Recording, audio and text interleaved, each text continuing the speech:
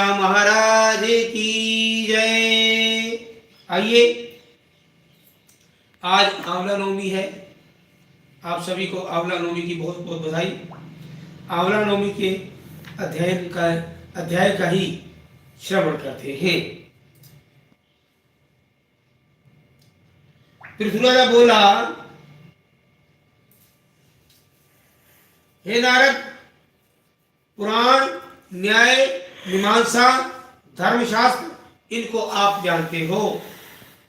सब देवताओं की प्रदक्षिणा करने से क्या पुण्य होता है, सो कहो।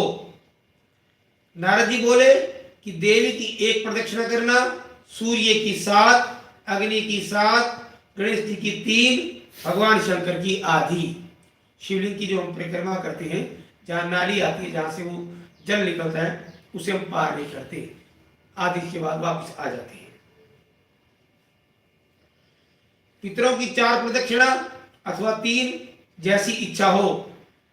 जो लोग विष्णु की 4 प्रदक्षिणा करते हैं, उनके धर्माधिक सिद्ध होते हैं, इसमें कोई संशय नहीं। प्रदक्षिणा का मंत्र भी है, यानि कानि च पापानि नश्यन्तु पगे पगे प्रदक्षिणा नश्यन्तु पदे पदे। जितने भी मेरे द्वारा जाने में अनजाने में पाप कर्म किए गए हैं, जितने पग में चल रहा हूं, जितने पैर में प्रदक्षिणा कर रहा हूं, वे सभी पाप नष्ट होते चले जाएं। ब्रह्मा जी का कहा हुआ पुरातन इतिहास सुनो। कहने वाले के पापों को नाश करता है। वैवस्वत मनवंतर में बृहस्पति तथा इंद्र का संवाद हुआ, वह भी सुनो। एक समय में सब भोगयुक्त देवों सहित इंद्र जी बृहस्पति से बोले, गुरु जी, आप सब तत्व के अर्थ को जानते हो। जब ब्रह्म कल्प नहीं रहा, उस समय सृष्टि कैसी रही, इंद्र तथा देवता कैसे रहे, उनका कर्म कैसा था, सो कहो। बृहस्पति जी कहते हैं कि हम उस समय की बात नहीं कह सकते। उस समय ब्रह्मा जी के दिन में 6 मनु व्यतीत हो गए, सो हम नहीं जानते। तुम्हारे नगर में कोई सुधर्म नाम है, उससे चलकर पूछते हैं। इस प्रकार बृहस्पति तथा इंद्र सुधर्म के पास गए। सुधर्म ने गुरु और देवता सहित इंद्र जी का पूजन किया। सुधर्म से पूजित इंद्र सुधर्म की लक्ष्मी देख विस्मित हुए। इंद्र बोले, हे धर्मज्ञ, सुधर्म, लक्ष्मी, तेज, यश, इनमें तुम हमसे ज्यादा हो। किस दान, तप, यज्ञ साधन से तुम इस प्रकार की लक्ष्मी को प्राप्त हुए, ऐसा हमें बतलाओ। ब्रह्मकल्प के आगे की बात तुम कैसे जानते हो, सो कहो। इंद्र से कहे, सुधर्मा ने हंसकर यथाविधि पूर्व का वृतांत कहा। 1000 बार चारों युग बीतने पर ब्रह्मा जी का एक दिन बीतता है। जब चारों युग 1000 बार अपना एक चक्र पूरा करते हैं, तब ब्रह्मा जी का एक दिन बीतता है। उस एक दिन में 14 मनु तथा इंद्र देवता दूसरे दूसरे होते हैं। सब सृष्टि एक प्रकार की होती है। करने वाले की संख्या कौन जाने। हम विष्णु जी के लोक में रह करके बहुत ब्रह्म बीत गए, जिनकी हम गिनती नहीं कर सकते। हे इंद्र, इस समय हम स्वर्ग में आए, जो हमने सुकृत किया है सो सुनो।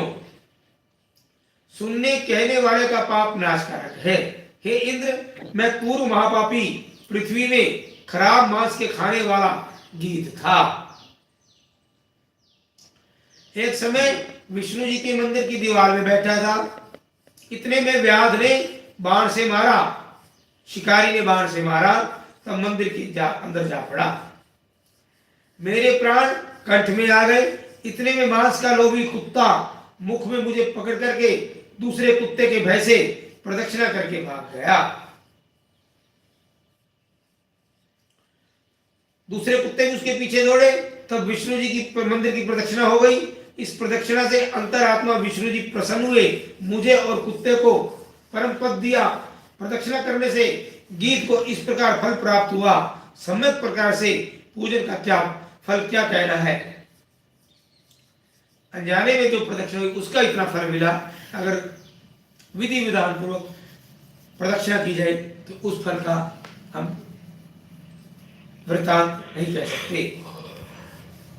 सुधर्म से इस प्रकार कहे गए, इंद्र मन से प्रसन्न हुए, भक्ति से विष्णु जी की पूजा में प्राप्त हुए। नारद जी कहते हैं प्रदक्षिणा के समान पुण्य न हुआ है न होगा। हे राजन, कार्तिक शुक्ल नवमी को प्रदक्षिणा करने से सब पाप दूर होते हैं। कार्तिक शुक्ल पक्ष की नवमी सतयुग की आदि तिथि है। आज से सतयुग का प्रारंभ हुआ था। जो आज नवमी तिथि है कार्तिक शुक्ल पक्ष की, आज से ही सतयुग का प्रारंभ हुआ था। उस दिन स्नान, हवन, दान करने से अनंत फल प्राप्त होता है। हे राजन, कार्तिक शुक्ल नवमी को मथुरा में जाकर प्रदक्षिणा करने से सब पाप से छूट जाता है।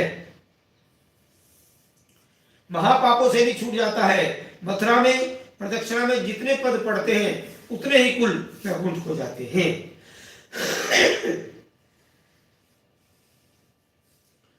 प्रयत्न करने से मथुरा की यात्रा करके जो कोई आता है उसके दर्शन मात्र से ही पाप दूर हो जाते हैं।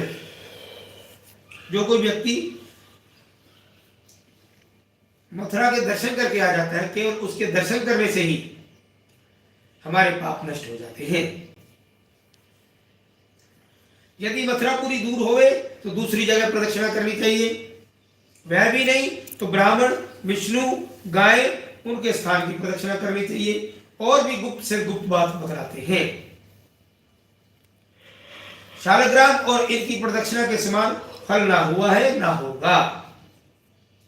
वन, पहाड़, समुद्र युक्त पृथ्वी की प्रदक्षिणा में जो पुण्य है सो शालग्राम की प्रदक्षिणा में जो पुण्य है। जिस मनुष्य ने शालग्राम की प्रदक्षिणा की, शालिग्राम महाराज की जय। जिस मनुष्य ने शालिग्राम की प्रदक्षिणा की उसने मानो सब समय सब काशी की प्रदक्षिणा कर ली। ग्रहण में कोटि गोदान का फल और प्रयाग करने का फल, 10,000 अश्वमेध का फल शालिग्राम की प्रदक्षिणा से होता है। गौ, ब्राह्मण, सन्यासी, देवता का मंदिर वह शालिग्राम के बराबर है। शालिग्राम से ज्यादा किसी की प्रदक्षिणा नहीं है। इस कारण कार्तिक शुक्ल नवमी को शालिग्राम की प्रदक्षिणा करनी चाहिए। ब्राह्मण, गौ, देवताओं का मंदिर, तुलसी वन, पुण्य साधु, योगी, बैरागी, जीवन मुक्त, पुण्य करने वाले गृहस्थ, पुराण, वेद, उपवेद, आयुर्वेद, वेद सदा ग्रामादिक में रहते हैं। इससे प्रदक्षिणा करनी चाहिए। प्रातःकाल स्नान करके कमंडल हाथ में ले तथा विष्णु जी के नाम लेकर विद्वान लोग प्रदक्षिणा करें।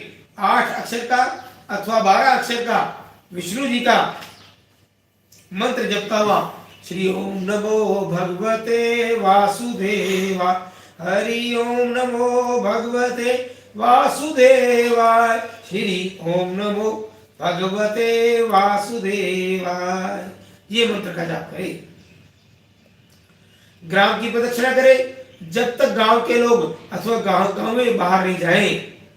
सूर्य के उदय से अस्त पर्यंत गांव से बाहर प्रदक्षिणा करें। 1, 3, 4 इसी कारण से जल्दी उठे। सूर्य के उदय के पीछे गांव की प्रदक्षिणा नहीं करें। प्रातःकाल गांव की प्रदक्षिणा कर ले। तब देवता के मंदिर में, तुलसी वन में शालिग्राम की प्रदक्षिणा करें अथवा ब्राह्मण का पूजन करें। खीर भोजन कराकर प्रदक्षिणा करें, दक्षिणा दे। इस प्रकार प्रदक्षिणा के अध्याय को जो लोग सुनते हैं, सुनाते हैं, उनको परम गति प्राप्त होती है। इति श्री पद्म पुराण अंतर्गत कार्तिक महात्म्य में 29वां अध्याय समाप्त।